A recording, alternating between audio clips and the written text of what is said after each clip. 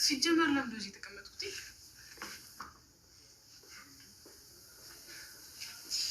ጎበም ነው ምን ይሆናል? አንተ ላይ አንቺ መጣ እኔ በሰላም የጀመርኩትን ነገር ማስተር ሼፍ ብለ ያከታተልኩ ከታተሉ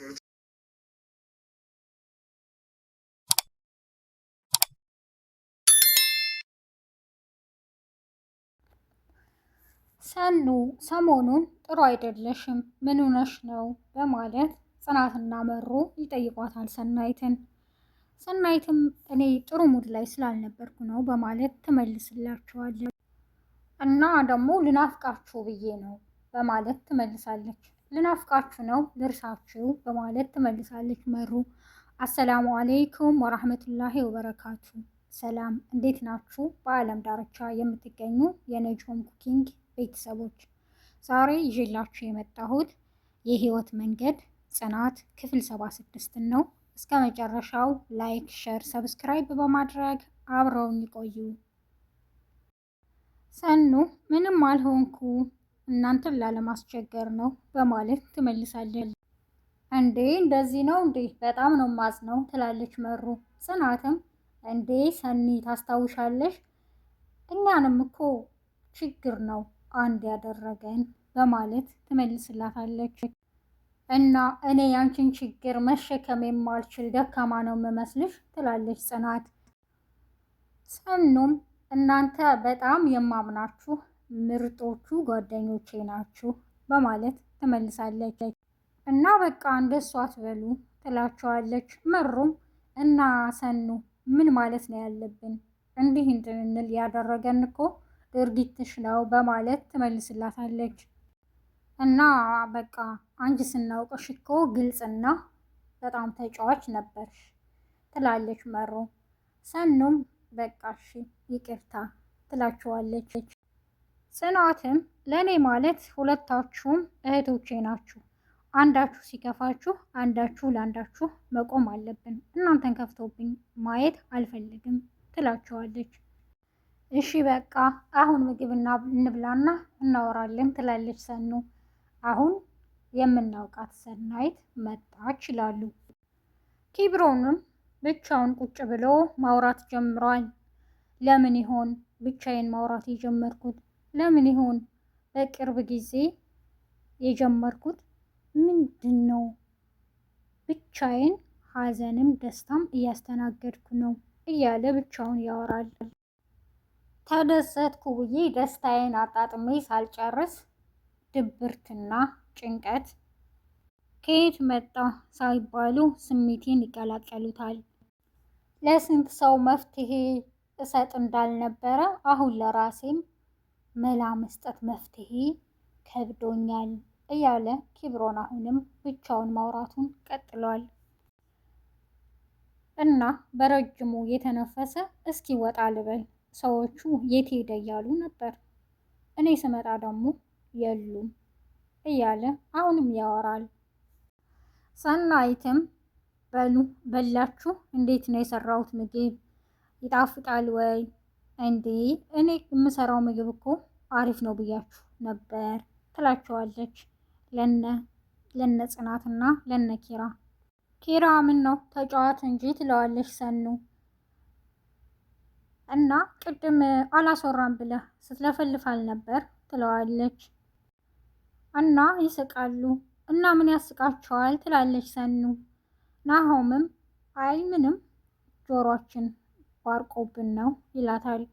አንቺ አይደለሽም አይደለ ያወራሽው በማለትም ይጠይቃል ናሆም። እንዴ ምን አልኩ ትላለች ሰኑ። ጽናትም አይ ምንም አላልሽም ትላለች። ቅዱስም በቃ እኔ ወደ ቤቴ ልሂድ መሰል ይላል።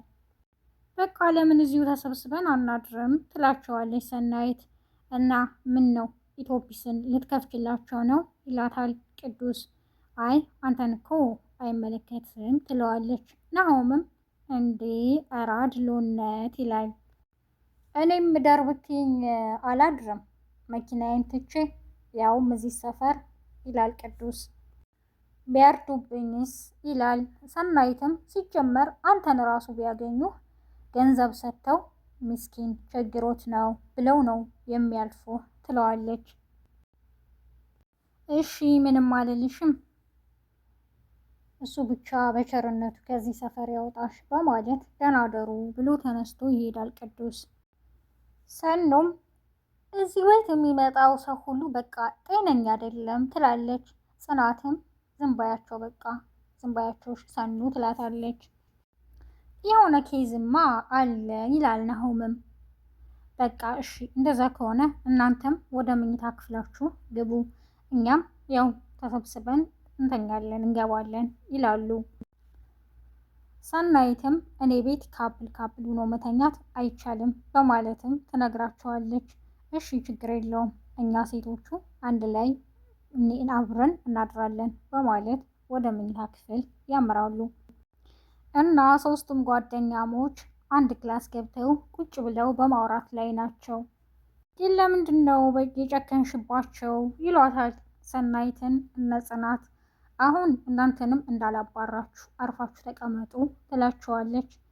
ግን ሰኑ እኔ ምልሽ ለምንድን ነው የራቅሽን በማለት ወሬዋን ትቀጥላለች። ጽናት ምንም እኔ ድንገት ከእህቴ ጋር እያወራሁ በነበረ ጊዜ ድንገት የእናንተን ስም ጠራሁ እና እህቴ ደግሞ ሁለተኛ ሰው አምነሽ እንዳትቀርቢ ብዬሻል ነበር እንዴ በማለት በስሟ ስላስማለችኝ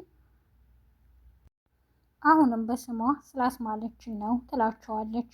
ጽናትም እንረዳሻለን እኮ ሰኑ ትላታለች። አዎ ነው ግን እናንተ ምንም ሳታደርጉም ተውኝ ብሎ መራቁ በጣም ከበደኝ ትላቸዋለች። መሩም እህትሽ እኮ ግን ላንቺ አስባ ነው ትላታለች። አዎ አውቃለሁ፣ የተሳሳተ መንገድም ቢሆን ለእኔ ብላ ነው ትላለች ሰናይትም። ስለዚህ መረዳት አለብሽ እህትሽንም ትላታለች መሩ። ጓደኛ ማቾቹ ወሬያቸውን አሁንም ቀጥለዋል። ናሆማ በር ቆርቆሮ እንዴ መሩ ልብስሽን አልወሰድሽም ይላታል። አታስብ ናሆሜ እኔ ሰጥቻታለሁ። አሁን ደግሞ በተራው ኪራይ ይምጣና ጽናት ዳር ላይ ተኝታ ወደቀች ብሎ ያረጋግጥ ትለዋለች። መሩ ተኝታለች በማለትም ትመልሳለች። እንዴ ሆ ለምንድን ነው ልጆቹን ምን አድርጊ ነው የምትያቸው ትላታለች ጽናት።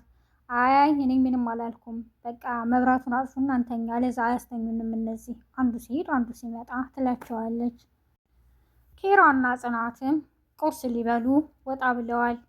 ያው ያን ሁሉ ዕቃ ተሸክመሽ እኔ ላይ ያስልሽ እምቢ ብለሽ እጅሽ ደነዘዘ ይላል ኪራ በማዘን።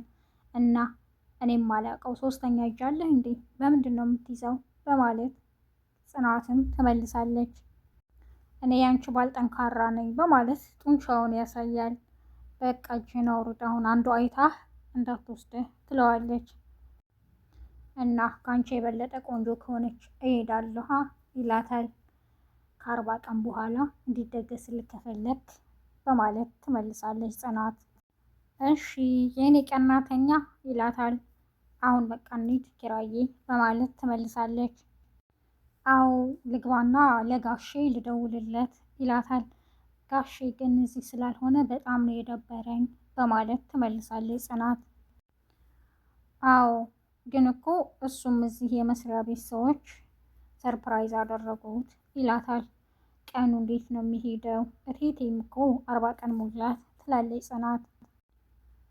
አዎ የማይቻል የለም እኛም ቻልነው ይላል ኪራ። ኪራዬ አውቃለሁ ሁላችንም በቴትዬ ሞት አዝነናል፣ ግን ደግሞ ህይወት ይቀጥላል አይደል ትለዋለች ጽናት።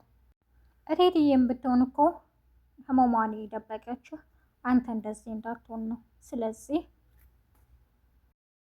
በቃ ለእሷ ስትል ጠንካራ መሆን አለብህ ትለዋለች ጽናት። ይሄኛው መኖር አይደለም፣ እቴትዬ ብትኖር መኖር የምትፈልገው ኑሮ ነው እንድትኖር የምፈልገው ትለዋለች።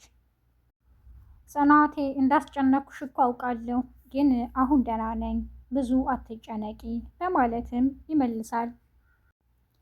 እሺ በቃ እንሂድ ደክሞኛል፣ እረፍት ማድረግ እፈልጋለሁ ትለዋለች። እሺ በቃ እንሂድ ሂሳብ ልክፈልና በማለት ተነስተው ሄዱ። ቀጣይ ክፍል ይዤላችሁ እስከምመጣ ነጆም ኩኪንግ የሚለውን የዩቲዩብ ቻናሌ ላይክ፣ ሼር፣ ሰብስክራይብ በማድረግ እስከ መጨረሻው አብራችሁኝ ስለቆያችሁ አመሰግናለሁ። አዲስ ለምትመጡ ቤተሰቦቼ ላይክ፣ ሼር፣ ሰብስክራይብ በማድረግ የነጆም ኩኪንግ ቤተሰብ ይሁኑ። መልካም ጊዜ፣ መልካም ቀን።